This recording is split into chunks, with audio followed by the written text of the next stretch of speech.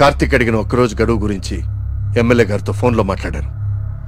ఇంకే ఒక్క ప్రాణ నష్టం జరిగినా మనమంతా ఈ ఊరు ఖాళీ చేయాల్సి వస్తుందని ఆయన చెప్పేశారు.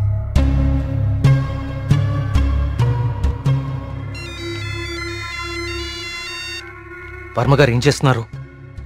ముఖ్యమంత్రి గారితో ఎమ్మెల్యే గారితో ఇప్పటిదాకా ఫోన్లో మాట్లాడారు. ఇంకేవో మన ఊరు గురించి మాట్లాడుతున్నారు. సరే కుమార్. స్వామి, సమస్య సృష్టించింది నువ్వే, పరిష్కారం చూపించాల్సింది నువ్వే.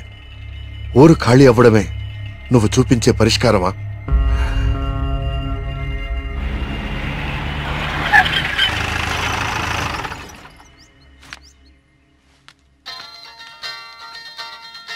హలో ప్రియా, నువ్వు అసలు గుడికి ఎందుకు వెళ్ళావు?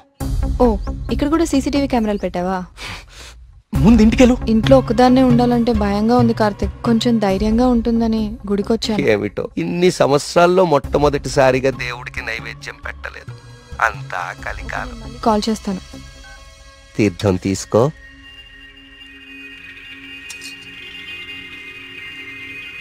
ఆయుష్మాన్ భవ.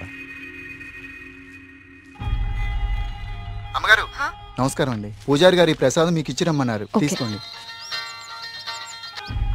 Hello hello. Thank you. ఉంటానమ్మా. ప్రియా వచ్చింది ఎవరు? పూజారి గారు ప్రసాదం ఇచ్చి పంపించారు. ఇందాక ఇవ్వడం మర్చిపోయారంట. సరే జాగ్రత్త.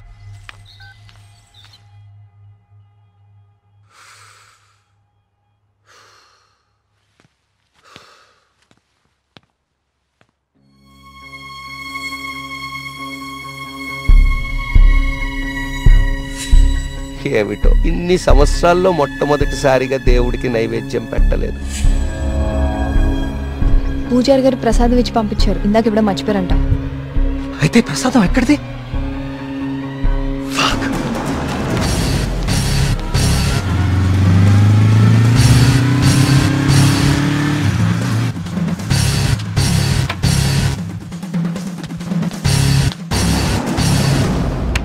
ప్రియా ప్రియా ప్రియా ప్రియా, తలుపు తీ. ప్రియా ప్రియా, వినపడుతుందా?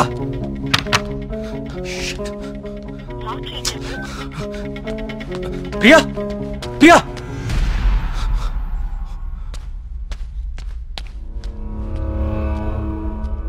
ప్రియా, నీ ఫోన్ స్విచ్ ఆఫ్ లో ఎందుకుంది? తలుపు కొడుతుంటే తీయట్లేదేంటి? Priya, what happened?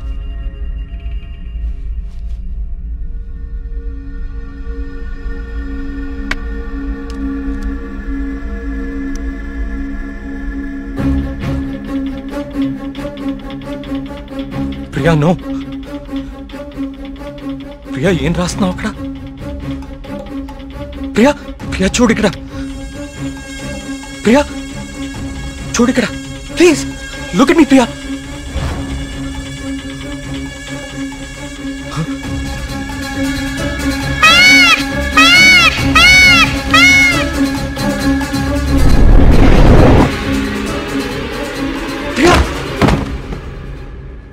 Priya Priya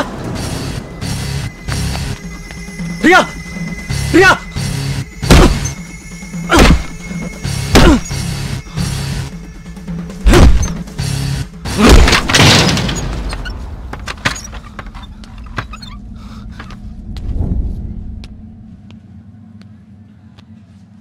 she's fine. కాకపోతే వెయిన్స్ చాలా డీప్గా కట్ అవడం వల్ల బ్లడ్ లాస్ చాలా హెవీగా ఉంది. తన స్పృహలోకి రావడానికి కొంచెం టైం పడుతుంది.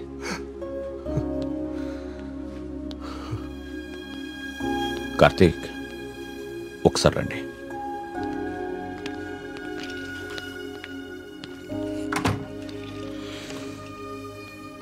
కార్తీక్, నువ్వు నన్ను రమ్మండం మంచిదైంది. నీ అనుమానం నిజం. ప్రియ తిన్న ఫుడ్లో ఒక డ్రగ్ కలపబడింది. ప్రియ బ్లడ్ని పవర్ఫుల్ మైక్రోస్కోపిక్ అబ్జర్వేషన్ చేశాను. ఆ డ్రగ్ వల్లే ప్రియ ఆత్మహత్య చేసుకోబోయింది. విషయం అయితే చనిపోతారు. ఇలా డ్రగ్ మూలంగా ఆత్మహత్య చేసుకోవటం ఏంటి? చెప్తాను. కొన్ని వందల సంవత్సరాల క్రితం ఆయుర్వేద బ్రహ్మగా పేరొందిన సుశ్రుతుడు కొన్ని రకాల మొక్కలకి మనిషి మెదడుని కంట్రోల్ చేసే శక్తి ఉందని కనుగొన్నాడు. వాటితో ఒక డ్రగ్ తయారు చేశాడు. అలెగ్జాండర్ తన ప్రపంచ జైత్రయాత్రలో భాగంగా తన సైనికుల మీద ఈ డ్రగ్ను ఉపయోగించాడు. ఎన్ని దెబ్బలు తగిలినా తమ శారీరక స్థితిని పట్టించుకోకుండా పిచ్చి పట్టినట్లుగా యుద్ధానికి వెళ్ళేవారు.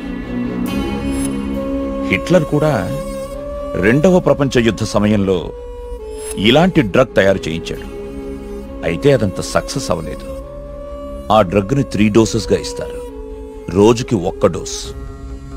ఆ 3rd డోస్ బాడీలోకి వెళ్ళాక డ్రగ్ ఎఫెక్ట్ స్టార్ట్ అవుతుంది. ఎవరైనా ఈజీగా ఆ వ్యక్తి మెదడుని కంట్రోల్లోకి తీసుకోవచ్చు. అంతేకాదు, ఆ 3 డోసెస్ ఒకేసారి కల్పిస్తే అది సైనైడ్ కంటే ప్రమాదకరం. It's a hypnotic suicidal drug. అంటే ప్రియా కూడా? ఎస్, ప్రియ విషయంలో కూడా అదే జరిగింది. ఆ డ్రగ్ కలిపారు. That might be 3rd dose. అంతకుముందే 2 డోసెస్ ఇచ్చేసి ఉండాలి. ఆ ఫుడ్ తిన్న వెంటనే ప్రియ మీద హిప్నాటిక్ ఎఫెక్ట్ స్టార్ట్ అయింది. అయితే ఎవరో తనని లెటర్ రాసి ఆత్మహత్య చేసుకునేలాగా హిప్నటైజ్ చేశారు.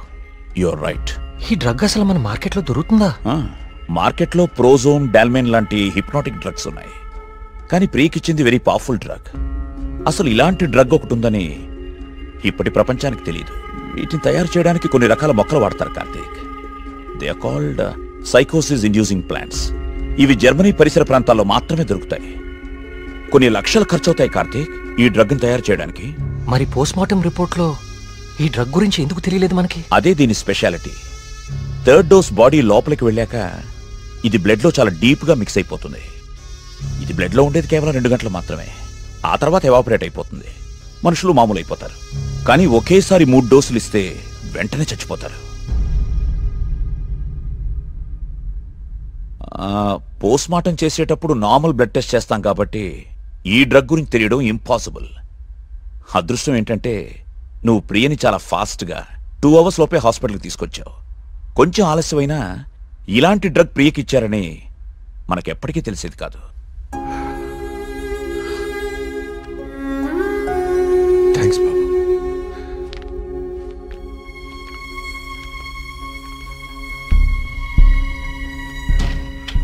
అయితే అన్ని ఆత్మహత్యలకి కారణం ఆ డ్రగ్. సుబ్రహ్మణ్యపురం లాంటి చిన్న ఊరు మీద ఇన్ని లక్షలు ఖర్చు పెట్టి ఎందుకు ఈ డ్రగ్ ఉపయోగించారు? దేవుడి పేరు వాడుకుని జనాలను ఎందుకు చంపారు?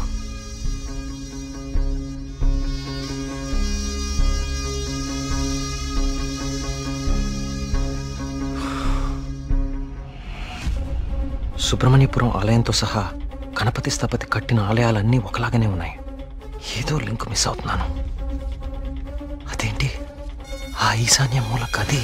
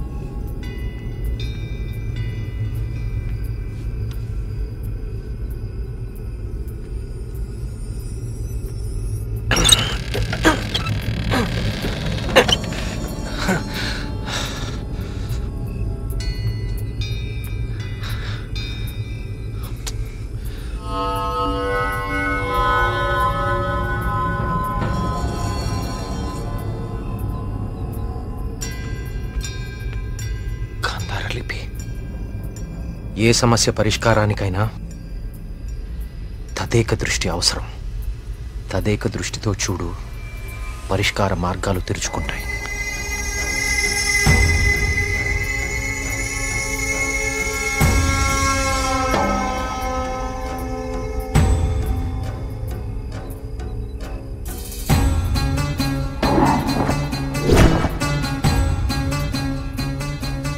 తదేక దృష్టితో చూడు, పరిష్కార మార్గాలు తెరుచుకుంటాయి.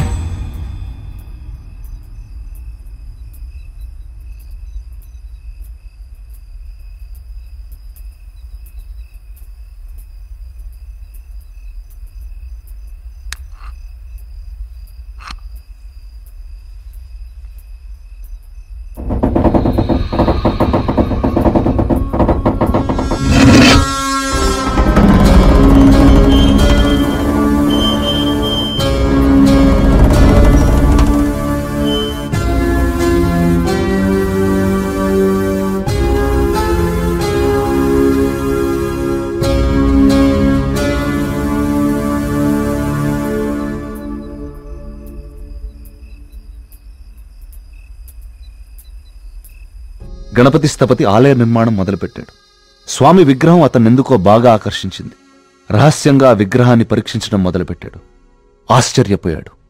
కార్తీక పౌర్ణమి రోజున కొన్ని ఘడియల సేపు స్వామి విగ్రహానికి ఒక వింత శక్తి వస్తుంది.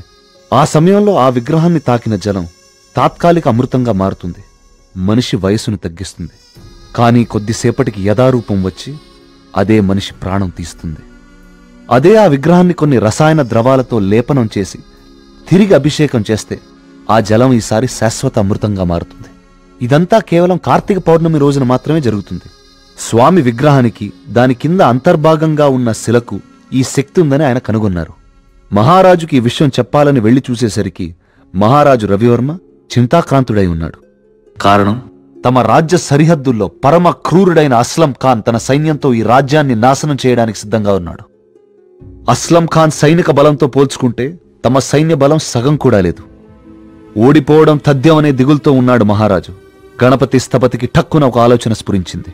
స్థపతి ఆ విగ్రహం గురించి తాను కనుగొన్నది చెప్పాడు. రాజు ఆశ్చర్యపోయాడు. ఆ రోజు కార్తీక పౌర్ణమి, అంటే స్వామి విగ్రహానికి వింత శక్తి వచ్చే రోజు. స్వామికి అభిషేకం చేసిన ఆ జలాన్ని తీసుకుని మహారాజు మారువేషంలో అస్లం ఖాన్ గుడారానికి వెళ్లాడు. వయసు తగ్గించే మందు తన దగ్గరుందని మాయమాటలు చెప్పాడు. అస్లం ఖాన్ మొదట నమ్మకపోయినా తన వాళ్లకి జరిగిన మార్పు చూసి ఆ జలాన్ని తను కూడా తాగాడు.